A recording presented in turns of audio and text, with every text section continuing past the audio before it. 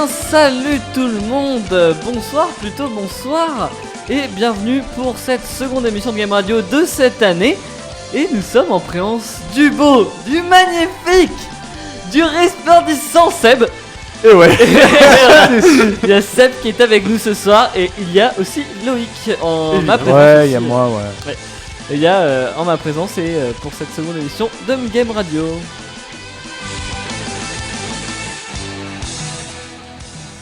Alors du coup, cette semaine, on va... déjà, on est plus autour de cette table et ça fait plaisir de se retrouver avec Seb. Et du coup, on commence tout de suite avec les news. On va enchaîner direct sur des petites chroniques. On va parler de plein d'autres choses. Et n'oubliez pas que ce soir, c'est les Worlds. En tout cas, commençons avec les news. On est en septembre et 10 septembre, 10 zones de creux. Donc il ne se passe pas grand-chose dans le gaming. Il y a très peu de sorties. On a pas mal de news sur Watch Dogs 2. Dishonored 2 mais qui crée beaucoup de hype. Alors j'en parle pas beaucoup parce que j'ai pas envie de vous donner des mauvaises infos, parce qu'au final on a vu très peu de gameplay et ça ressemble beaucoup à Dishonored 1. Mais du coup voilà, on n'a pas beaucoup de news sur les... On n'a pas de grosses sorties de jeux. Du coup on va parler d'un peu d'autres choses, des trucs qu'on ne parle pas souvent dans les news. Et on va parler de Minecraft qui se paye un roman, du coup, donc un roman écrit par Max Brooks, donc l'écrivain de World War Z, le livre, pas le film qui est nul. Du coup, il promet en tout cas un Robinson Crusoe plus fou, du coup dans l'univers de Minecraft, donc ça promet. Je pense que ça a moyen d'être pas dégueu en ayant lu World War Z, c'était assez sympa, donc je pense que c'est assez prometteur. En tout cas, on continue sur les news un peu divergentes. Firewatch aussi, qui se paye un film. Firewatch qui se paye un film, donc le jeu donc j'ai oublié totalement zapper l'éditeur, mais le jeu fait par Campo Santo, donc le responsable de Firewatch, qui était sorti cette année sur PS3 et sur PS4 et qui était un jeu assez admiratif, contemplatif. Merci simulateur de balade contemplatif. C'est ça. Du coup, qui va être adopté en film par Good Universe, qui apparemment est spécialisé dans l'adaptation de jeux en film. Donc, je sais pas trop ce qu'ils ont fait d'autre. J'ai pas regardé. Pourquoi pas. Donc pourquoi pas. En tout cas, on continue sur des news qu'on a absolument rien à faire. Assassin's Creed, Ubisoft qui avait annoncé cette année, au début de cette année, je sais pas si vous vous rappelez, dans les dernières émissions de Game Radio, j'avais parlé de Ubisoft le manager, plutôt le community manager qui voulait que les gamers aient reconfiance en Ubisoft. Il y avait EA aussi qui avait fait une annonce pareille. Et du coup Ubisoft qui parle du coup de sa franchise Assassin's Creed qui ne sortira pas cette année et qui dit que c'est possible qu'elle ne sortira pas l'année prochaine non plus. Tout simplement parce que apparemment le studio du coup de Montréal, Ubisoft Montréal, prépare un gros truc pour l'Assassin's Creed, quelque chose qui pourrait révolutionner l'expérience Assassin's Creed. Et il veut vraiment prendre son temps sur ce jeu. Et du coup, pas de date de sortie. Le jeu sortira quand il sortira. C'est annoncé par Yves Guillemot, donc le PDG d'Ubisoft. Ça sonne comme une réplique de Valve, ça. Ouais, donc on verra bien. Après, en tout cas, il commence à mettre la hype. Alors on verra comment ça va, quelle sera la dure réalité. À noter que pas de jeu Assassin's Creed cette année, mais un film, une réupload, enfin une version remasterisée des 3 premiers, un jeu mobile et une upload pour la Corée, je crois. Ouais. Pour la Chine. Donc ça va quand même. Donc bon. Je pense qu'ils ont assez de boulot comme ça. Du coup, on continue avec cette dernière news. Du coup, pour ces news, ce sera des toutes petites news cette semaine. On va parler d'un jeu qu'on a parlé la semaine dernière quand tu n'étais pas là, Sam. On va parler de No Man's Sky. Alors, No Man's Sky qui continue à se faire parler. Le Hype Killer qui est en train de passer sous l'analyse très précise du bureau de vérification de publicité britannique. Donc en fait, à cause de multiples plaintes de clients, de personnes qui ont acheté No Man's Sky pour publicité, ils sont partis porter plainte pour publicité mensongère. Et du coup, le jeu est en train d'être analysé par des professionnels pour savoir si il a le droit de porter plainte derrière et de.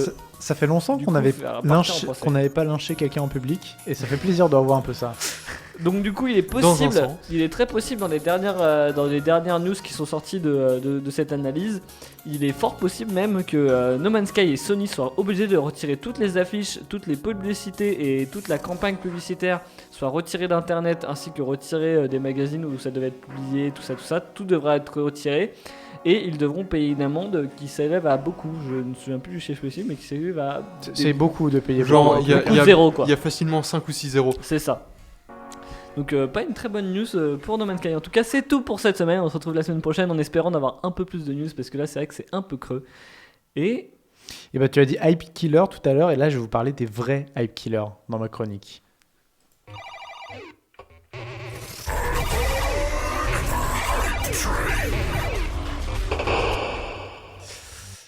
Et bon, retour dans la chronique qui parle de la hype.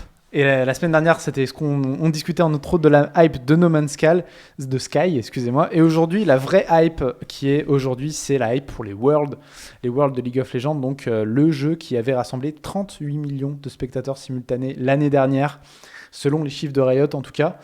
Et ça crée beaucoup de hype. Ça commence ce soir et je vais vous parler des hype killers, l'équipe SK Telecom Team One. Alors, comme on avait l'habitude de le dire à l'époque, SKT tout simplement aujourd'hui. Alors, pourquoi est-ce qu'ils ont été appelés les hype killers ? Alors, leur histoire à eux commence, enfin, de l'équipe actuelle, commence en 2013 avec la création de la deuxième line-up en vrai SKT, puisque la société South Korea Telecom avait déjà une line-up League of Legends et on a recruté une deuxième avec les joueurs, plus ou moins les joueurs actuels, en tout cas avec Faker entre autres. Et cette line-up est arrivée à bien bousculer le monde du jeu vidéo en gagnant entre autres les Worlds 2013. Et on a déjà une petite arrivée du hype killer, c'est-à-dire ils font monter la hype. Par exemple avec un match très serré en demi-finale, 3-2 contre Najing Blacksword. Donc la hype monte bien et ils sont arrivés en finale contre Royal Starnhorn et ils ont mis 3-0. Mais ultra sec, vraiment 3-0, il n'y avait pas de contestation, ils étaient meilleurs, ils ont gagné. Et c'est vraiment cette retombée qui les a fait nommer la hype killer. Et en 2013, c'est pas trop le cas. 2014 est une année très particulière pour League of Legends, puisque c'est l'année des line-upsers, comme on appelle, c'est-à-dire que toutes les équipes, en tout cas de Corée, avaient 2 line-up. Et ça a créé toute une année avec un niveau de jeu quand même très élevé, et entre autres avec l'avènement des 2 line-up Samsung, qui ont explosé l'année juste derrière, et se sont dispersés dans toutes les équipes. Et du coup, cette année fut vraiment particulière pour League of Legends. Mais on arrive ensuite à l'année 2015, où ils vont vraiment prendre ce titre. Par exemple, avec les IEM Katowice, pour prendre un exemple parmi tant d'autres.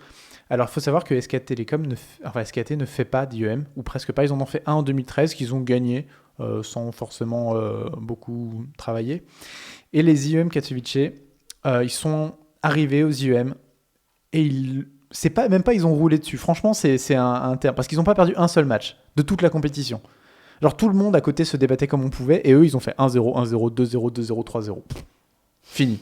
Genre, ils sont repartis avec le trophée, avec l'argent, et ils ont dit, mais c'est sympa ici. Genre, on est arrivé, on a signé un truc, et puis après, on avait gagné. C'était vachement bien. Et ils ont aussi fait un truc qu'aujourd'hui, presque plus personne peut faire, c'est qu'ils ont perfect un split. Alors, à l'époque, c'était des BO3, et ils l'ont perfect. Ils n'ont perdu qu'un seul match sur tout le split, et aucun BO3, en ayant perfect derrière aussi, évidemment, les playoffs. Bref, ils ont fait tout un split, donc il y a une demi-année à peu près compétitive, exactement un quart d'année, mais une demi-année pour le jeu compétitif, qu'ils ont absolument tout gagné. Et vraiment, c'était la mort de la hype, quoi. C'était SKT qui jouait. Bon, bah, SKT gagne. C'est un petit peu le football, c'est un jeu à 11 et c'est les Allemands qui gagnent à la fin. Bah, cette époque-là, League of Legends, c'était un jeu à 5 contre 5 et à la fin, c'est SKT qui gagne. Donc voilà. Et même sur le moment où ils se calment un petit peu, enfin, où ils étaient un peu moins bons, entre autres sur Spring Split, où ils arrivent seulement 4e de leur ligue. Et tout le monde est en mode, ouais, SKT, ils sont bons. Mais ils sont pas si bons.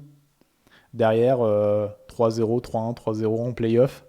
Ils remontent le gauntlet parce qu'il faut savoir que la Ligue coréenne a comme particularité qu'à la fin, pour les play-offs, en gros, le premier attend son adversaire en finale, le deuxième attend les autres en demi-finale, le troisième en quart, etc. Et en fait, si tu arrives 6e, il faut que tu remontes tout l'arbre pour arriver jusqu'au premier qui n'a qu'un seul match à faire. Donc SKT est 4e, ils avaient 3 matchs à remporter, qu'ils ont fait 3-0, 3-1, 3-0, comme je l'ai dit. Et vraiment, c'est ce moment-là où on est arrivé, et derrière les Worlds, bien évidemment. Les Worlds avec les équipes qui ont joué un très très gros niveau, c'était probablement les Worlds avec l'équipe européenne qui avait le plus de chance, avec Fnatic. où toutes les équipes européennes ont très bien performé, où on attendait énormément les équipes chinoises, où les équipes coréennes, enfin c'était à l'époque les Tigers qui étaient vraiment très très bons, les KT aussi, et vraiment SKT qui peine un petit peu en phase de groupe, et qui en quart, demi et finale sont excellents, et en finale entre autres, qui roulent sur les Rocks Tigers, enfin les actuels Rocks Tigers. Donc voilà, je vais pas en dire beaucoup plus sur cette équipe, mais clairement c'est une équipe de la hype, hein. Même leurs joueurs sont bourrés d'histoire et bourrés de hype, entre donc Faker, qui est actuellement considéré comme l'un des meilleurs joueurs du monde, qui a été recruté, qui a commencé de jouer donc la ranked, la partie compétitive de League of Legends, en tout cas la ligue compétitive de League of Legends, parce qu'il ne trouvait plus personne à jouer en match non compétitif.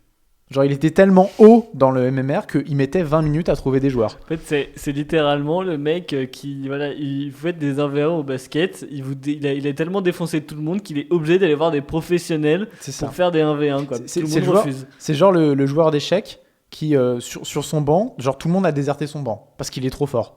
Il explose tout le monde. Donc voilà, ça c'est par exemple, ou par exemple Bengi qui est leur jungler, qui est un joueur qui veut reprendre sa retraite depuis très longtemps, mais à chaque fois, genre le jungler qui le remplace n'est pas assez bon, et du coup Bengi revient, et Bengi explose le mec en face. Et il repart. C'est Batman. Tu vois, c'est le Batman de SKT. SKT va pas bien, on appelle Bengi, on le met en jungler, et c'est fini. C'est exactement ce qui s'était passé avec Fnatic par exemple, où Bengi est arrivé l'année dernière et avait roulé sur Reignover. Dans les IEM, si je me rappelle bien d'ailleurs. Non, sur les MSI. Sur les MSI, ouais. Sur les Ou MSI. le fameux MSI qui avait bien tué la hype aussi de Fnatic, qui avait fait un très beau match contre SKT par Alors contre. qui avait fait un magnifique BO3 Mm. et qui a perdu sur un bug.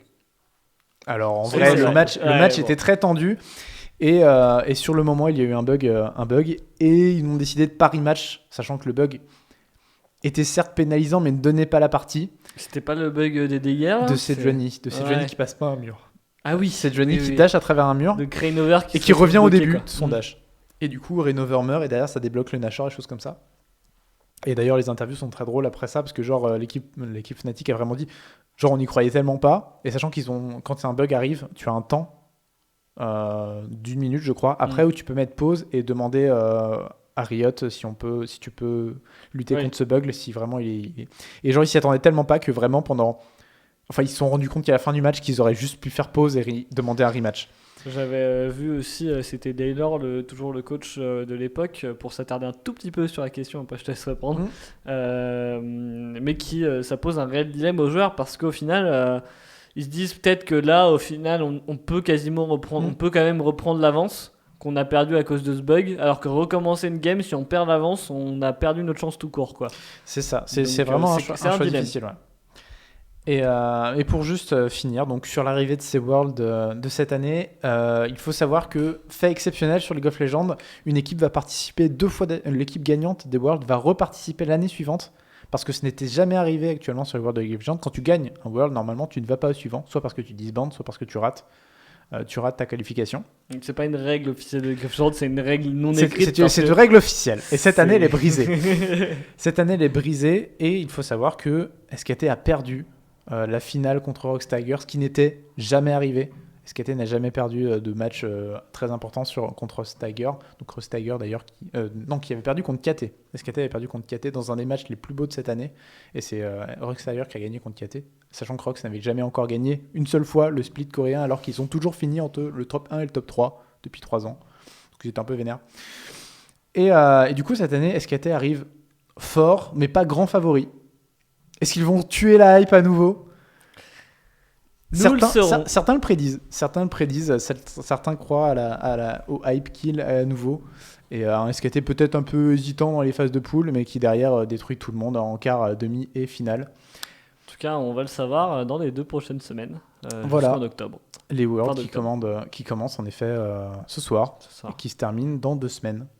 Donc voilà, à voir si ces SKT vont à nouveau nous tuer la hype ou vont dans nous 2 la faire semaines, le vivre. dernier match, c'est le 30, mec. C'est le 30 octobre. C'est le 30 octobre. Oui. Après, les phases de poule se terminent dans 2 Ouais. semaines. Les phases de poule finissent dans 2 C'est semaines. ça. Et derrière, les autres matchs sont un peu plus. Et les Worlds sont le 30, donc cette année, ça se dirige au Québec, je crois. Au Canada. Aux États-Unis. C'est des États-Unis en général, Côte ouest. et il y en aura entre autres au Canada. Au Canada. Enfin, c'est principalement. C'est pour ça que les côte matchs ouest sont avec, aussi tard. D'ailleurs, j'en profite pour. Non, on va garder ça pour plus tard. Regardez, on vous l'a déjà annoncé la semaine dernière, mais on va le réannoncer. Donc voilà, moi j'en ai fini avec eux. J'ai pas des masses de trucs à dire, mais je voulais un petit peu parler de quelque chose qui avait un rapport avec les Worlds pour parler de cette hype qui arrive. Sachant que oui, je ferai bien un épisode sur les hypes Dishonored 2 et Watch Dogs 2, ou comment faire une hype sur une suite. Ça m'amuserait bien. Ouais, pourquoi pas. Je vous prépare peut-être ça pour la semaine prochaine, à voir. Si j'ai En le tout cas, on va s'écouter une petite musique. On va avoir une petite intervention de Nathan, l'homme invisible, qui va venir nous parler dans nos gentilles oreilles et nous faire écouter une BO, une OST d'un jeu, je ne sais plus lequel. temps. Fire Emblem, évidemment. Fire Emblem, d'accord. Je ne savais pas pourquoi je pose la question maintenant. C'est soit Skyrim, soit Fire Emblem. On lui a demandé de changer à tous nos auditeurs. On se retrouve juste après. Et vous êtes toujours sur Game Radio et on va maintenant s'écouter un petit morceau de musique, Fire Emblem Fates. Alors un morceau intitulé You of the Dark. Pour moi un morceau à entendre dans la BO de Fire Emblem. Allez, on s'écoute ça ensemble.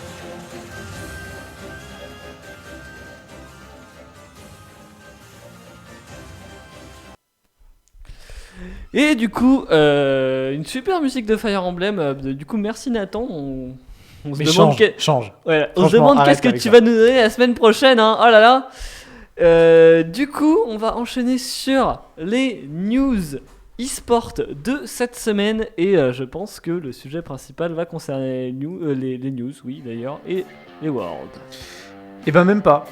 Enfin pas tant que ça, parce que du coup je suis allé m'enseigner sur les autres, parce que bon sur les Worlds il y a plein de choses à dire, mais je vais pas les dire, on va peut-être les rappeler tout à l'heure un petit peu pendant qu'on pourra discuter. Mais les Worlds, bah, c'est 2 semaines pour ces 2 semaines de poule, et derrière ce sera les quarts, les finales, les demi-finales et les finales jusqu'en fin octobre. Voilà. Avec donc 3 équipes européennes, 3 équipes américaines, 3 équipes coréennes, 3 équipes chinoises, 2 équipes pour la LMS, donc qui est la région Taïwan et Asie du Sud-Est, et pour finir 2 équipes wildcard.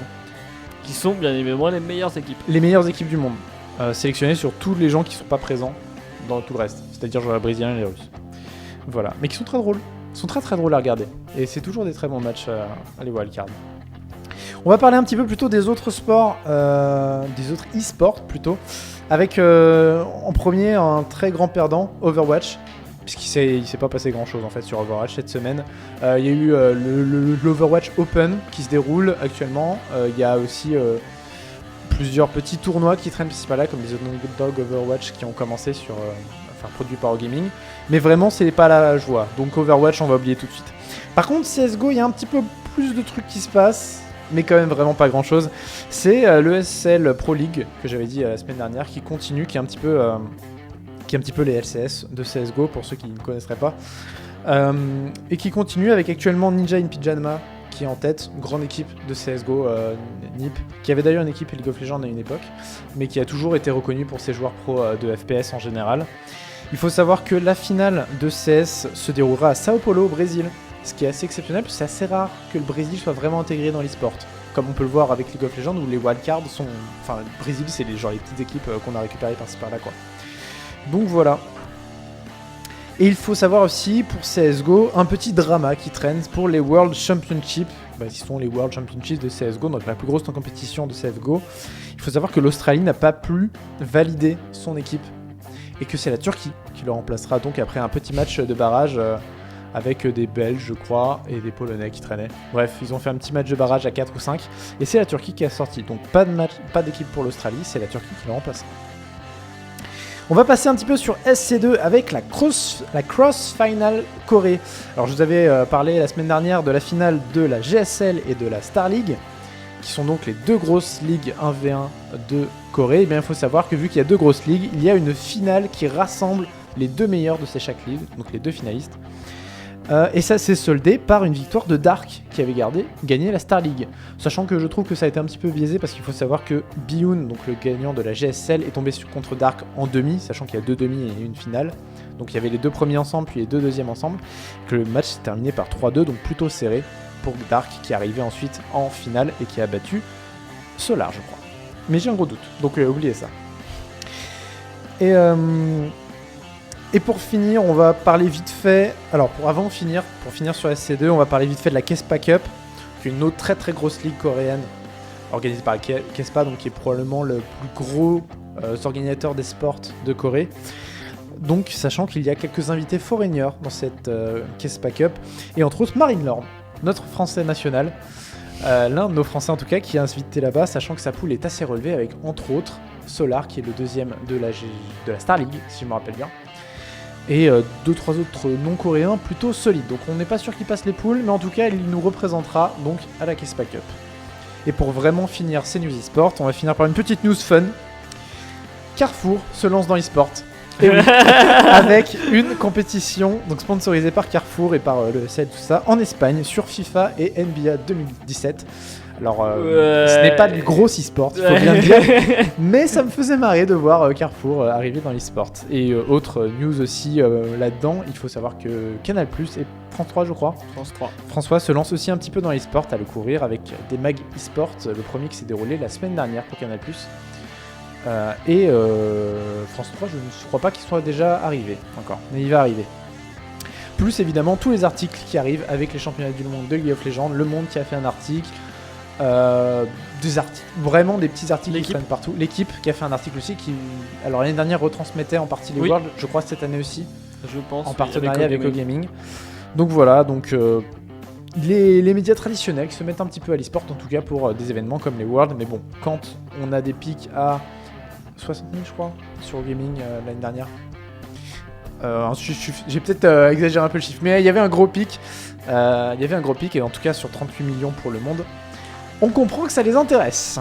Voilà, c'est la fin pour mes news. Oui. Je pense qu'on va passer à toi. Du coup, on va passer à ma chronique générique.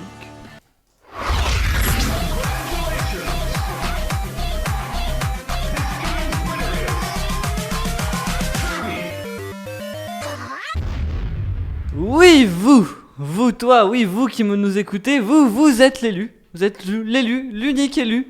Celui né sous les 12 étoiles qui crachent du feu.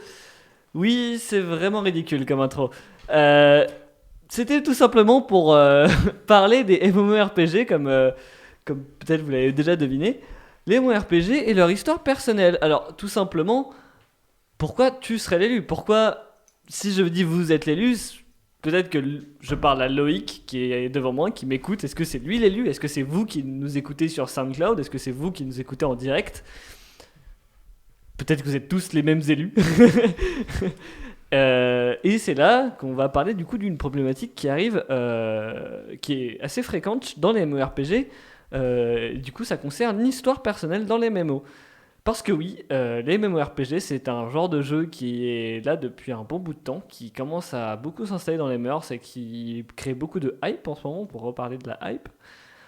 Et on commence à s'apercevoir un baisse de fréquentation sur ces jeux-là, et surtout que les gens se plaignent des histoires des MMORPG, les pensant un peu trop vides. Donc on va définir à peu près qu'est-ce que c'est l'histoire personnelle d'un MMORPG, parce que évidemment quand on joue dans un MMORPG, on incarne un personnage qui est souvent customisable, que ce soit un homme, une femme, un oiseau, un chien, ou beaucoup de trucs bizarres, comme dans GWD on peut jouer un arbre, enfin bon bref. Le problème étant que dans certains jeux, vous êtes du coup l'élu. Donc là où la plupart des MMORPG ratent, c'est que sur un univers personnel, dans un MMORPG, être l'élu, c'est compliqué, surtout quand on est 3000 à jouer sur le même serveur, voire plus. Et c'est là que le joueur perd toute son illusion d'immersion. Et le problème, c'est qu'un MMORPG, c'est un monde vivant, et sans immersion, c'est compliqué. Du coup, on cherche des techniques. Au niveau des derniers MMORPG pour réussir à donner un réel attachement au joueur à son personnage. On pourra noter SWTOR qui fait des instances qui donnent des réels choix, qui est une espèce de suite à KOTOR un peu bizarre, qui arrive ni à satisfaire les joueurs de KOTOR, ni à satisfaire les joueurs de MMORPG, qui est une espèce d'entre-deux. Et on a GW2 aussi, qui a aussi une histoire personnelle instanciée, mais qui a aussi derrière une espèce de quête de l'élu, et au final tout le monde est l'élu, mais il y a quand même des choix qui nous séparent des autres. Alors du coup, vu qu'on les voit pas trop, ça va. On a aussi Tezo qui essaye de faire son histoire d'élu, mais là c'est beaucoup plus raté. Là c'est beaucoup plus, vous êtes tous l'élu, et en fait vous voyez tous en train de faire des quêtes instanciées. Vous êtes tous sur le même serveur, ce qui rend le truc que on sauve la même personne à 3000 personnes, sauf qu'en fait on est tout seul normalement, ce qui donne une petite impression de déjà vu, très bizarre. Et du coup, ce genre de jeu, il y a pas mal de personnes qui essayent pas mal de développeurs qui essayent de sortir de ce côté-là. Ça a été beaucoup fait auparavant, en tout cas des MMORPG qui s'appliquent plutôt sur une histoire personnelle, mais plutôt sur une histoire de world building, pas vraiment du world building, mais du construction de monde à travers le joueur.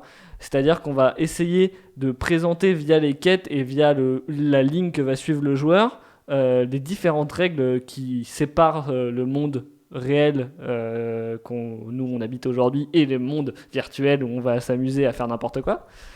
Et du coup, ses habitants, sa politique, ou bref, comment tout marche, la magie, le combat. Et ces jeux-là, qui se font de plus en plus rares d'ailleurs aujourd'hui dans les derniers MMORPG, je pourrais pas en citer un d'ailleurs qui joue comme ça. Je pense que Wakfu a été pendant un moment comme ça, était régi par sa population, même au niveau du gouvernement et des lignes commerciales. Tout était régi par le jeu pendant sa bêta test. Ça a été vite supprimé parce que c'était très très vite le bordel. Mais on peut noter beaucoup de jeux qui se déroulaient comme ça, notamment EverQuest 1, Ultima Online. Il y avait Ragnarok Online aussi qui ne disposait pas de quêtes et qui avait beaucoup de lore. Et tout ça, c'est sur des jeux où on n'avait pas d'histoire personnelle, c'est-à-dire qu'on jouait un vulgaire personnage qui était plongé dans un univers, qui ne savait pas trop où il était, et puis il suivait des quêtes, il chopait des classes, il faisait des donjons, il tapait des mobs. Et au final, à travers ces jeux-là, on peut voir que l'histoire personnelle, en fait, vu qu'il n'y en a pas, ça pousse les gens à aller vers les autres joueurs, et cette histoire personnelle est au final créée par les autres joueurs. C'est-à-dire qu'on a tous à peu près joué à des MMORPG qui essayent de se rapprocher de ça. Je pense à World of Warcraft, où là on va pas se souvenir, certains sont très fans du lore, je ne dis pas, mais on va pas forcément se souvenir du lore, on va plus se souvenir, ah bah ouais, je me rappelle que j'ai fait ce raid avec ma guilde, c'était cool, l'histoire du raid était cool, mais c'était plus le fait que j'ai rencontré mon pote là-bas, qu'on a vécu une histoire de ouf, qu'il il nous a tous fait wipe au bout de 20 secondes parce qu'il a fait son heal, et voilà quoi. Genre, je pense qu'on a tous vécu ce genre de truc en donjon. Et au final, c'est des histoires, je pense que c'est une impression, cette impression-là d'histoire personnelle au final à travers les autres, qu'ont vécu beaucoup de joueurs dans World of Warcraft, dans World of Warcraft et qu'ils n'ont jamais réussi à réavoir derrière. C'est pour ça que la plupart des gens reviennent vers WoW. Eh bien, ça manque aujourd'hui et c'est ce qui essaye d'être reproduit par l'histoire personnelle instanciée, par exemple coop de Guild Wars 2 où on peut faire l'histoire des autres et pareil dans Tezo. Qui ne réussit pas très bien, donc ils tentent des trucs pour essayer de pallier à ce problème, le fait qu'il y a des gens qui veulent jouer tout seul, mais en même temps c'est bien de jouer avec des copains, mais en même temps on aime bien tout automatiser, comme ça s'il n'y a pas trop de monde, et ben on peut quand même trouver des gens. Enfin bref, c'est vraiment une grosse problématique. Et du coup, dans tout ça, les devs sont un peu perdus, donc il y a beaucoup d'expérimentation au niveau des MMORPG en ce moment. Et du coup, on ne sait pas trop où se place le bien ou le mal. Quelle est la bonne manière d'aborder une histoire personnelle? Comment essayer de faire attacher le joueur principal à son personnage? Comment lui dire, ah bah ça c'est mon personnage, je suis content de l'avoir et il a une histoire derrière. Il y a beaucoup de questions qui se posent en ce moment dans les équipes de game designing et on peut voir beaucoup de MMORPG qui présentent des trucs super novateurs mais très bizarres. Je pense à Crownfall qui veut intégrer un MMORPG qui devrait sortir en 2017, je crois, qui a été kickstarté et qui veut faire un monde en fait qui meurt tous les mois. C'est-à-dire que nouvelles règles de jeu, nouvelles règles de nouveaux personnages tous les mois. En fait, c'est aussi simple que ça, avec une nouvelle mécanique. Enfin, ça part sur le mécanisme de Dark Fantasy magique, avec des personnes qui sont choisies aléatoirement pour faire la gouvernance du monde. Et voilà, faire mourir le jeu tous les mois pour essayer de relancer le truc tous les mois.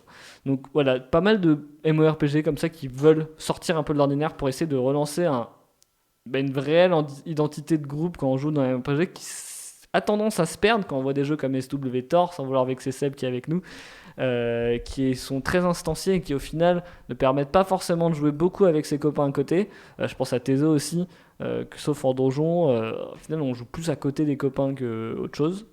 Ah mais c'est la même chose dans SWTOR. Et voilà, justement je voulais parler un peu de c'est pas si loin que ça en GW2 en plus, non plus.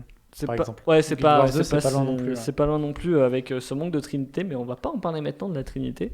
En tout cas, du coup, l'histoire personnelle, ça a une place dans le MMORPG, ça a une place, le joueur en accorde une importance, il ne faut pas le négliger. On peut voir des jeux qui ont totalement négligé l'histoire personnelle comme Tree of Savior et qui, à cause de ça, se font un peu taper sur les doigts.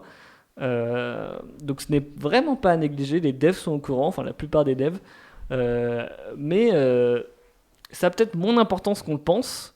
Parce que, en plus de l'histoire personnelle, ce qui peut être important, c'est le world building. Donc là où se passe le monde, quelles sont les règles du monde où on va jouer. Et c'est ce qu'on va voir dans la prochaine chronique. Oula, oui, tu titises ta prochaine chronique, toi. Allez, bim. Voilà, donc on va je sais plus si on a fait des virgules entre temps. Non, je ne vous ai pas refait, donc c'est pas grave, on va continuer comme ça. Moi, j'ai une remarque à faire là-dessus. En fait, il y a pas mal de types de jeux. C'est soit on essaye de vraiment faire une belle histoire personnelle pour s'attacher au personnage, et c'est un personnage qui va avoir vocation à beaucoup évoluer, soit on n'en fait pas.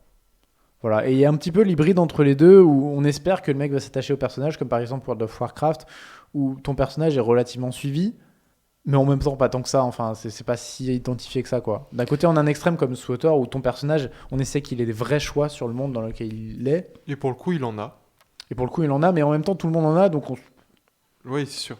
Du coup, personne ne l'est, tu vois. Le problème avec, par exemple, GW2, c'est que ça essaie d'en faire un peu des deux. C'est-à-dire qu'un côté, on est d'un seul mec, dans la questing, entre guillemets, normal, on est juste un pauvre mec qui fait des trucs, enfin, qui aide les autres, quoi. Et dans l'histoire personnelle, on est le sauveur de tous les temps, le destructeur des temps et des lunes et des 4 planètes.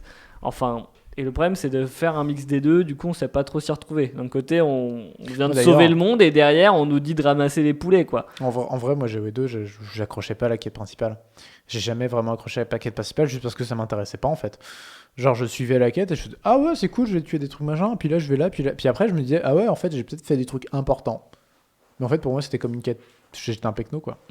Et on peut noter aussi, parce qu'il y a un autre type de MMORPG que t'as pas forcément évoquer, c'est les simulations spatiales, qui sont souvent des MMORPG pour par exemple Elite Dangerous Oui, ou c'est Star vrai Citizen que, qui arrivent, et pas No Man's Sky par exemple, qui n'en est pas eu. J'ai pas beaucoup parlé de ce truc-là parce que c'est un MMORPG. C'est classé comme un MMORPG.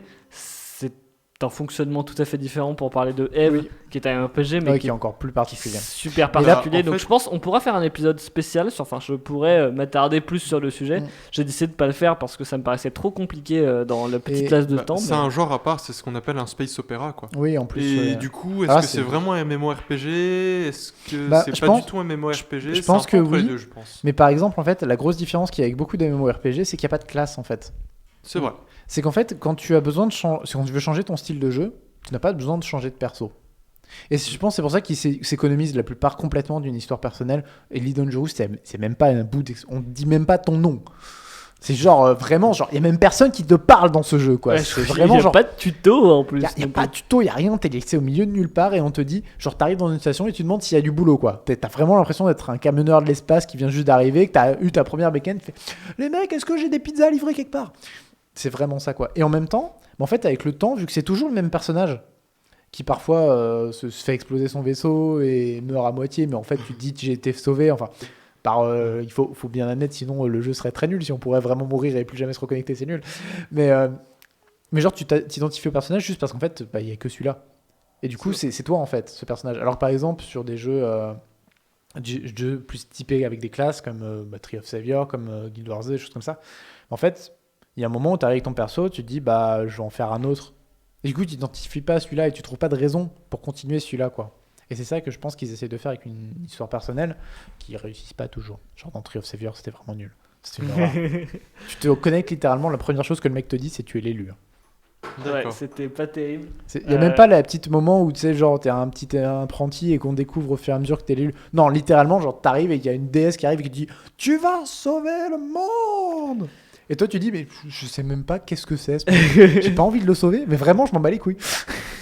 Après, je pense que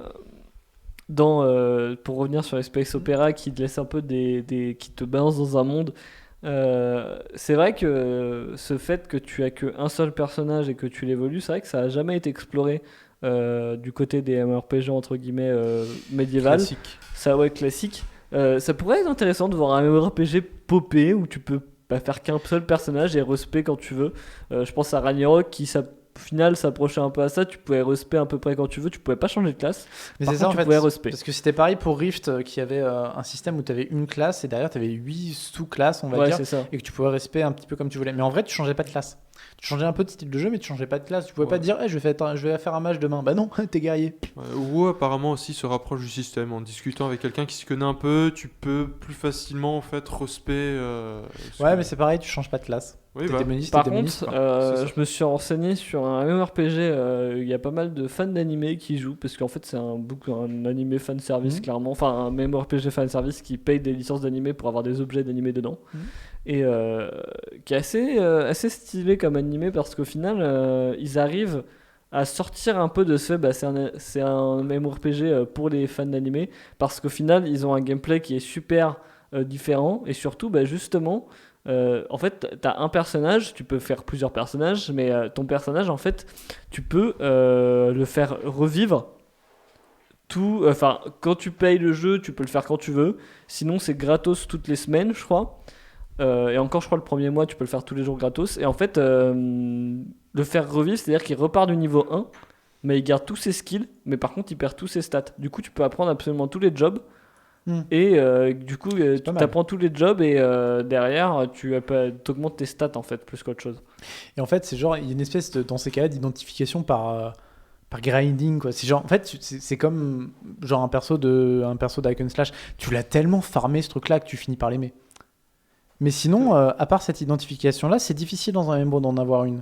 Mais c'est ça que je trouve ça dommage. Je trouve dommage quand même parce que maintenant, on a tellement plein d'outils pour personnaliser son personnage. Je pense à la customisation de BDO ou d'Arcage qui était impressionnante quand on voyait les vidéos, les premières vidéos de bêta où tu pouvais personnaliser ton personnage. Enfin, c'était n'importe quoi. T'avais aucun visage qui se ressemblait. Enfin, tu pouvais faire des visages qui se ressemblaient forcément, mais t'avais moyen de faire un perso que personne n'a d'autre. Au niveau des tenues aussi, maintenant on a le système de teinture qui est très courant dans les MMORPG, et juste le fait d'avoir des teintures, même on la peut se transfo, hein. séparer. Déjà au Telka sur WoW, t'avais des transmogrifications. Transmogrification. Voilà, transmo quoi. Et où tu peux juste changer ta pièce d'équipement pour n'importe quel autre du jeu. Et il y en avait beaucoup. Ouais, Oui, Du je coup, sais qu'il y en a beaucoup. Et du coup, tu pouvais vraiment, genre, si tu voulais faire un mec avec une casserole sur la tête, tu pouvais. ouais, mais ça c'est cool, mais le problème c'est que derrière, certes ton personnage c'est le tien, mais si rien ne t'y attache, C'est ça. S'il n'y a pas d'histoire qui te rattache ce personnage au monde, c'est vrai que c'est difficile. Et pour autant, créer une vraie histoire personnelle qui te rattache au monde sans pour autant te donner l'impression que t'es l'élu, mais voilà quoi, sans plus, c'est pas facile. bah, c'est assez compliqué de donner une espace à un joueur solo, c'est-à-dire un espace pour se développer, pour développer son personnage et faire du background, sans devoir faire un trait pour tous les autres. C'est-à-dire que tu peux pas faire une histoire personnalisée pour un joueur et faire ça pour chaque joueur. Le problème c'est qu'à bout d'un moment ils vont avoir la même histoire, surtout quand ils sont 50 000 à jouer dessus quoi. Ce qui pourrait être intéressant, ce qui permettrait, s'il y a des game designers qui m'écoutent, hein, je suis disponible. Non, ce qui permettrait peut-être d'améliorer les choses, parce qu'il y en aurait moins, c'est par exemple faire des histoires localisées, soit avec des systèmes de métiers ou de quêtes, etc. Par exemple, genre il y a un endroit que t'aimes bien, etc. et faire des quêtes répétitives, et au bout d'un certain nombre de fois où tu le fais, genre en fait que le mec te propose d'aller un peu plus loin et qu'au final par exemple tu finisses par te faire embaucher comme protecteur de la cité, et que par exemple régulièrement on t'appelle dans la cité pour protéger de raids ou des choses comme ça. Et ça permettrait genre d'avoir plein d'histoires différentes en fait, parce que genre il y aurait un qui serait protecteur de la cité, l'autre qui ferait des armes pour la cité, enfin qui serait un métier, il y en a forgeron, il y en a peut-être qui seraient intégrés à une armée ou des choses comme ça. Moi je pense. Et certes, on aurait des trucs qui seraient. Il y en aurait plein en fait, il y en aurait 200, tu vois. Mais genre, tu les instancies. Ce qui fait que ça donne vraiment peut-être l'impression de faire partir d'un monde sans pour autant t'obliger à être l'élu, quoi. Genre, t'es juste un mec parmi tant d'autres, mais t'as l'impression d'aider. Bah ouais, après c'est compliqué à mettre en œuvre, je pense. C'est Ce chaud, genre de hein, truc, je pense, c'est hein. c'est assez chaud. Je pense que la solution la plus facile pour essayer de rendre un monde un peu crédible de MMORPG et de donner de l'attachant, c'est tout simplement abandonner tout cet aspect histoire personnelle et carrément de faire que tu joues un pecno. Ça marche pas très bien, ouais, clairement. Je pense qu'il y a des moyens qui n'ont pas encore été exploités, qu'on va découvrir dans pas très longtemps. On verra qu'est-ce que ça peut donner avec ce que tentent les gens. Moi, je pensais faire un système. Moi, j'aimais beaucoup le système de Wakfu à la bêta, c'est-à-dire que bah démerdez-vous quoi. C'est-à-dire que t'as le gouvernement, c'est les joueurs, l'écosystème, c'est les joueurs, le commerce, c'est les joueurs. Clairement, c'est ce que promet. J'ai déjà oublié le nom, Star Citizen. Oui. En partie, Après, ouais. le problème avec, on l'a vu avec Wakfu, c'était sur une communauté beaucoup plus petite que Star Citizen. Et le problème avec ça, c'est que c'est vite parti en steak quoi. Ouais. Le prix des kamas n'augmentait pas justement. Il y avait la plupart des items qui coûtaient 1 kama parce que les gens en fait étaient tellement durs de farmer un seul kama, juste un seul kama au début, que bah, du coup tous les items coûtaient 1 kama et le temps que l'économie se remette correctement, c'était le bordel quoi. Du coup ça a dû très vite être mis par les GM, enfin essayer de faire relancer le jeu. Mais en fait, on arrive à un stade. Dans le jeu vidéo, il y a toute une partie qui s'apparente à l'économie. En fait, ça s'appelle l'économie du jeu vidéo. En solo, il y en a. Parce qu'en gros, il y a des trucs qui te rapportent des sous et il faut savoir à quel point tu peux dépenser tes sous pour avoir des améliorations, etc. C'est une économie. Et c'est vrai que dans un MMORPG, dans ces cas-là, de vraiment libéralisme des joueurs, en fait, il faudrait genre des gros experts en économie qui bossent dessus, quoi, avant de sortir même le jeu. Et je suis pas sûr que le jeu vidéo peut se l'autoriser déjà, parce que c'est quelqu'un qui taffe bien et qui demande cher, etc., etc., tu vois, qui taffera longtemps. Et ensuite, je suis pas sûr qu'on ait fait forcément la démarche non plus, quoi, qu'on ait vraiment fait une grosse démarche de dire ouais, mais je sors un MMORPG, mais je sors avant tout un simulateur économique en fait. Ouais. Alors je sais pas ce que ça a donné sur les débuts de Dofus, mais au final maintenant Dofus, c'est ce qui se passe. Sur Wakfu. Le système économique, pas... le système économique de Dofus, au final, pour quasiment tous les items, il est fait par les joueurs en soi. Mais comme beaucoup de MMORPG. Parce qu'il y a forcément un système économique qui se crée dans les joueurs, mais on va dire qu'il y a une différence entre un système économique comme par exemple WoW ou tout respawn, etc., etc., et derrière ça crée des systèmes économiques pour les joueurs, et Wakfu, vraiment, genre, Wakfu, on le voit encore un petit peu là, mais genre, tu t'enlevais du blé, ben le blé, il repoussait pas. Il fallait que quelqu'un arrive avec des graines pour replanter le blé. Et du coup, il y a vraiment, et genre, le moment où si tout le monde a farmé le blé sur tout le monde, et ben il n'y a plus de blé. C'est fini. On n'aura plus jamais de blé, dans le vrai, tu vois. Genre peut-être les GM qui vont faire un slash give 2 graines à quelqu'un.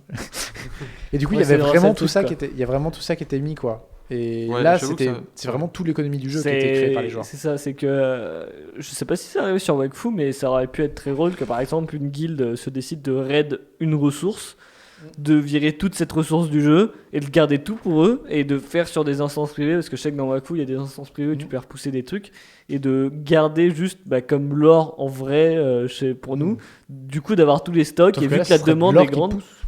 Ouais. Et genre là du coup tu te fais 3 tonnes de et ce serait super drôle de voir un truc comme ça, quoi, de l'abus des joueurs qui abusent. Et moi je pense que c'est là où c'est intéressant le MMORPG. C'est pour moi le MMORPG ultime, ce serait un MMORPG qui serait totalement dirigé par les joueurs avec des GM comme on a pu voir sur Ragnarok Online, qui crée des événements sur le monde, qui crée sur le lore, ou vraiment un monde où on soit laissé pour tel Mais en fait, à construire qu'est-ce qu'on ouais. doit faire, quoi. La seule limite pour moi à ça, c'est que ça reste un jeu. Et ce que je veux dire par un jeu, c'est qu'il ne faut pas que ça devienne un travail, parce que c'est clairement, à part pour certains, et encore, parce que c'est une forme de jeu de travailler parfois, quand ça devient vraiment un travail, c'est plus, enfin, les gens arrêtent. Et par exemple, sur Wakfu, je pense qu'il a posé problème, et ce qui posera toujours problème, c'est que par exemple, s'il faut replanter ton blé à chaque fois, ça devient un travail en fait. Genre, tu prends ton blé, tu le replantes, tu prends ton blé, tu le reprends. Et franchement, t'arrêtes quoi. Si tu peux pas jouer l'esprit un petit peu tranquille, c'est compliqué pour le monde de se maintenir. Ouais, c'est vrai. Mais c'est vrai qu'après, et de toute façon, sur presque toutes les expériences vidéoludiques sur les MMORPG, les meilleurs souvenirs sont souvent des événements mondiaux, enfin qui touchent tous les joueurs, et des événements qui souvent sont créés par une chose, et derrière, on laisse les joueurs se démerder. Je pense à l'épidémie sur World of Warcraft, par exemple, la grosse épidémie qui avait eu un bug, où en fait il y a eu une épidémie qui avait pu... en fait, il y avait une peste, une malédiction qui avait pu sortir d'un donjon en se mettant sur les pets, et qui genre s'était propagé sur les joueurs et qui ne resetait pas quand on mourait. Du coup, en fait, ton personnage genre perdait de la vie, tu finissais par mourir, tu respawnais, et genre tu reperdais de la vie, et tu finissais par mourir. Et il y avait... ça a été l'un des événements les plus violents de WoW. Ils ont même fait un reboot complet serveur WoW, ce qui est super rare. Genre ils ont fait un rollback de 3 semaines sur un serveur WoW, quoi, sur tous les serveurs de WoW.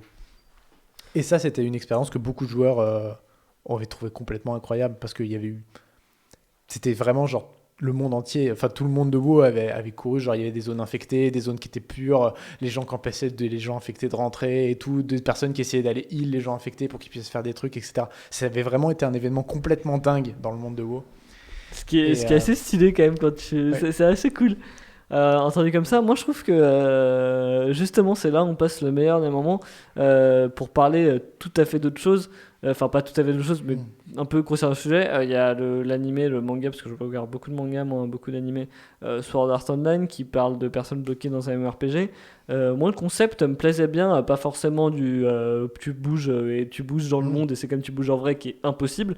Je pensais plus du fait que tu te retrouves dans un monde où c'est comme, imaginons tu viens de popper dans le monde de World of Warcraft, t'es sur la première map et personne ne peut avancer tant que vous butez pas le premier boss de la première map. Et le premier boss, c'est pas un petit gobelin, c'est genre le putain de Lich King, et genre faut être 100 dessus, et c'est un putain d'event de taré, et ça je trouvais ça cool. Et ça a jamais été fait en MMORPG. Je trouve qu'il y a une place pour ce truc là, c'est-à-dire que les gens ne peuvent pas avancer dans le jeu tant que tout le monde s'est pas réuni, se dit bon ok, faut lui péter la gueule et on avance à un étage suivant. Il me semble que si ça a été fait, alors je ne suis pas sûr du tout de ce que j'avance sur le truc, parce que je me souviens avoir vu une vidéo où il y avait littéralement 200 joueurs, genre même pas de la même guilde, hein, genre juste 200 joueurs qui avaient débarqué sur un boss, genre, mais il me semble que c'était sur WoW, que c'était Deathwing, avant qu'il passe en raid, où justement genre t'avais toute la communauté qui s'était ramenée en mode il faut le buter quoi. Mais ça, il y a eu des events comme ça. Il y en a beaucoup sur Rift, par exemple, où il y avait des events mondiaux, où genre il y avait des attaques sur toutes les cités, il y avait des boss énormes qui émergeaient, tout le monde se battait. Et genre, il y avait tellement de monde qu'il y avait des instances sur le boss. C'est-à-dire, genre, il y avait 1000 joueurs, tu vois, et genre, il y avait une autre instance avec 1000 joueurs. Ouais, c'était un truc de ouf. Mais ouais, moi, je verrais bien... ce qui peut-être pourrait ranimer un petit peu le MMORPG, c'est faire des MMORPG par serveur de communauté, peut-être. C'est-à-dire, genre, par exemple, faire un MMORPG où le principe, c'est quand tu meurs, tu ne restes pas. Il faut que quelqu'un arrive vers toi et te raise. Et du coup, sur un MMORPG normal, ça marcherait pas bien, quoi, parce que genre, t'es un noob, t'arrives et tu fais ah, je veux jouer au jeu, t'arrives, tu te fais tuer et derrière, tu peux pas raise. Et genre, du coup, t'es comme ça en mode quelqu'un peut m'aider. c'est pas très bien, tu vois. Mais genre, t'ouvres des serveurs à genre 100 ou 200 personnes, ou une instance, tu vois, d'un groupe de communauté qui signent tous ensemble et qui commencent tous ensemble niveau 1. Avec genre des règles comme ça, relativement hardcore, avec vraiment des trucs en mode bah, tu meurs, tu restes pas, faut que quelqu'un vienne t'aider, ta vie remonte pas toute seule, etc. qui oblige la coopération pour vraiment faire comme ça avancer toute une communauté dans un jeu vidéo, tu vois. Et offrir une expérience vidéoludique de durée moyenne peut-être, genre qui durerait peut-être avec une difficulté prévue sur 3-4 mois, par exemple. Mais genre un groupe, on dit bah, pendant 3-4 mois, on est 100 sur toute une communauté, tu vois, ou même 50 sur des trucs un peu plus légers, tu vois. Et c'est un espèce de gros jeu coopératif où il faut tous s'entraider pour avancer dans le jeu. Ce serait peut-être gros renouveau du MMORPG dans l'idée. C'est intéressant comme principe. C'est vrai que moi j'avais pensé aussi à un genre de truc comme ça. Ça serait pareil de beaucoup moins dans les MMORPG, mais au final de vivre tous à la même temps. Ça serait de faire un jeu où on peut faire des groupes de 5, 6, 7, 8 avec les archétypes de MMORPG. Et par contre, là, de se dire, de sortir une espèce enfin, sortir un jeu où voilà, tu fais avec des donjons, tu fais l'histoire à 5, 6, 7, 8 au final, et que tous les mois, tu sors une extension nouvelle qui poursuit l'histoire. Tous les mois, tu sors ça, tu fais C'est tellement ça. de travail pour les devs. Et c'est beaucoup de travail pour les devs, mais au final, ça fait vivre un truc de ouf avec Alors 8 après, personnes par exemple, ensemble, tu Guild vois. Wars 2 faisait pas mal ça sur le monde, avec beaucoup d'extensions qui sortaient Ouais, régulièrement, beaucoup, des ouais, jeux d'histoire. avec contenu. le monde, comment ça s'appelle, le monde épique ou je sais plus quoi. Il y a un nom pour ce truc-là, mais. Ouais, puis même en général, il y a Le beaucoup... problème, c'est que leur histoire, on s'en bat les couilles en fait. Mais en fait, l'histoire globale avance aussi régulièrement. Mm. Genre, il y a un patch tous les 3-4 mois, un patch Oui, majeur avec... je avec sais, beaucoup de je le suivais pendant un moment parce que je m'intéressais un peu à l'histoire humaine, le lore de Guild Wars 2. En fait, on s'en fout. On finit par s'en moquer. On finit par s'en moquer, ce qui est dommage. Mais vraiment. C'est pour ça que je pense qu'il faudrait que ça s'arrête aussi. Ou le reset, le hard reset à un moment ou un autre. Bah, Mais ça le fait problème toujours avec mal. Guild Wars 2, c'est que. Guild Wars 2. Guild Wars 2. Le problème avec Guild Wars 2, c'est que ça manque d'impact dans le monde. C'est-à-dire En fait, que. le gameplay est énorme.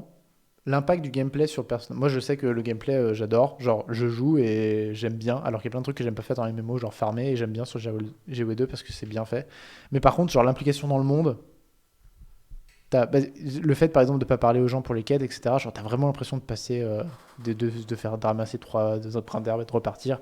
Et puis après, faire l'histoire principale où t'es l'élu. Puis repartir et devenir un pecto. Bref, vraiment, tu t'en moques, quoi. On arrive sur la fin, quand même. Il reste 8 minutes. Ouais, il reste 10 minutes. En tout cas, je crois qu'on peut dire que le MMO a un peu du mal à se renouveler. Oui, c'est un genre qui était en train de mourir il y a même pas 2-3 ans, qui est en train de refaire un petit pic. Alors, je pense pas qu'il est en train de mourir. Je pense pas qu'il va mourir un jour. Non, mais il a fait une grosse chute quand même. Mais ouais, puis clairement, Dans les années 2010, 2011, 2012. Bah, avec l'arrivée des MOBA notamment. Oui, l'arrivée Ouais, des MOBA qui a foutu un gros coup sur les MOBA, faut le dire. Bah, qui est plus rejouable, presque en fait. Tout simplement. Bah, c'est simple, les MOBA, c'est l'expérience coopérative à 5 au niveau max d'un Ouais, MMORPG puis en plus rapide. vraiment dégueulasse. Enfin, Puis c'est en plus vraiment rapide, quoi. Ouais, c'est vraiment une comparaison un peu bizarre, mais imaginons que tu fais du PVP sur un MOBA, c'est quasiment le PVP de GW2, sauf Dans qu'en fait, l'idée, t'es ouais. niveau max en fait. Bah, en direct. fait, Et que t'as tes c'est le cas items. aussi sur GW2, hein, où tu spawns directement niveau max sur le PVP. Oui, c'est Quel vrai. que soit ton niveau. Oui, mais t'as pas les mêmes, t'as pas les stats. T'as les stats, mais t'as pas les items. Ouais, mais faut les gagner en PVP, donc ça contrebalance en partie. Ouais, pourquoi jouer à GW quand Voilà. tu peux jouer à Diablo? Je suis d'accord. Et puis, j'avoue là-dessus, mais le MMORPG va pas mourir. Et je pense que Il est loin de mourir. Je pense que si on appelle ça des WoW-like, c'est parce que c'est encore un peu du WoW-like. La formule WoW n'a pas disparu. C'est encore la formule qui fonctionne le mieux, cette histoire de quête, la trinité, tout ça. Tout ça fonctionne le mieux et on n'arrive pas à trouver de nouveaux moyens de vraiment se différencier. Et même quand on fait un peu pareil mais différent, en fait, ce qui nous reste sur le jeu, c'est un peu ce qui reste de pareil, quoi. Genre, SWTOR, il y a des choses très différentes qui existent par rapport à WoW, mais ce qui nous maintient sur le jeu, c'est les quêtes, c'est ce qui ressemble au final au MMORPG, si on peut dire. Ouais. En tout cas, ce fut une très forte, intéressante émission. Cette phrase ne faisait aucun sens. Sauf les gens qui ont trouvé ça nul. Désolé. Désolé pour vous. Hein. En tout cas, c'était très sympa. C'était cool de t'avoir, Seb, ce soir. J'espère qu'on pourra te recevoir encore Oui, la bah, semaine prochaine. Je ne sais Peut-être. pas. Ça se négocie. Ça se Et négocie. En tout cas, à réfléchir. on verra. Ce soir, on se retrouve sur le Discord officiel de Guild, le Guild Wars, donc sur le Discord officiel de notre network, pour commenter les Worlds. Pour commenter Voilà. les Worlds en justement juste le stream vocal. On se retrouve aussi sur Twitch, je pense. Sur Twitch, je pense, et on sera en direct sur la radio. On sera en direct sur la radio, du coup, pour écouter, si vous voulez écouter les Worlds ce soir et vous voulez Voilà. pas les regarder, juste les Genre, écouter. vous êtes dans votre lit, vous faites autre chose, ou vous voulez mettre ça en musique de fond, et ben vous pouvez juste nous écouter. Vous pouvez nous écouter, on va commenter les Worlds du coup pendant ces 2 semaines et du coup les On va finales, essayer. je pense. On va essayer en tout cas, on va essayer de faire le plus de matchs C'est- possible, ça risque d'être compliqué, on est juste 2. On a des chips, on a de la bouffe, on a plein de On a réserves. plein de choses. On a pris beaucoup de café. On se retrouve ce soir d'ailleurs, on va beaucoup s'amuser. Je vous conseille de passer, en tout cas, nous dire un petit coucou sur le Discord, n'hésitez pas. Voilà, alors pour rejoindre le Discord, il faut aller choper l'invitation sur le Twitter. Et sur le ou sur Facebook. Twitter ou Facebook, donc vous allez sur le Facebook de Guild, donc vous tapez Guild Network, vous allez le trouver. Voilà, Gind et Network. Voilà. Et bien voilà, en tout cas c'était une très belle émission, très belle seconde émission. N'hésitez pas à nous donner vos retours, n'hésitez pas à aller vous abonner à la chaîne YouTube de Guind, du coup, qui est enfin créée. Qui vient Vous d'être tapez créé. Guind, et vous tapez Guind, voilà, vous se Et trouvez. normalement, la prochaine émission va arriver. La première émission sur le YouTube va arriver demain ou après-demain. Ok, Parce d'accord. que c'est Nathan qui Du s'en coup, charge et je crois on qu'il va- fait ça demain.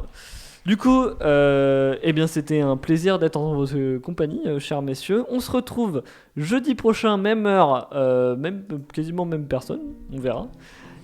Si Seb a décidé de revenir, ouais. Si c'est possible aussi pour moi. En tout cas, bon week-end, et pour ceux qui vont nous écouter juste après, on se voit tout à l'heure.